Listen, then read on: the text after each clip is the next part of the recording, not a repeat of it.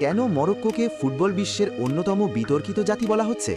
এবারের আফকন টুর্নামেন্টের আয়োজক ছিল মরক্কো, কিন্তু ফুটবল ফ্যানদের একাংশের মতে মরক্কো টুর্নামেন্ট জুড়ে অনৈতিক সুবিধার মাধ্যমে ফাইনালে জায়গা করে নিয়েছে।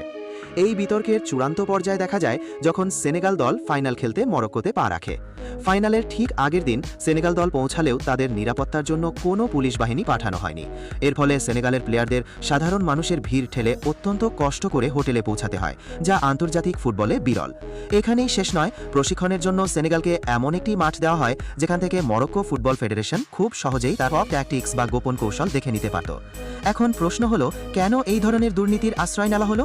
অনেকের মতে, যেহেতু মরক্কো 2030 বিশ্বকাপের অন্যতম আয়োজক দেশ, তাই বিশ্বকে নিজেদের ফুটবল শক্তি প্রদর্শনের জন্য এই আফকন টুর্নামেন্ট জেতা তাদের কাছে খুবই জরুরি ছিল। তারা প্রমাণ করতে চেয়েছিল যে তাদের দেশের ফুটবল পরিকাঠামো এবং দল সত্যিই টপ ক্লাসের। কিন্তু এই অনৈতিক পথ অবলম্বন করা কি সত্যি ফুটবলের স্পিরিটকে সমর্থন করে?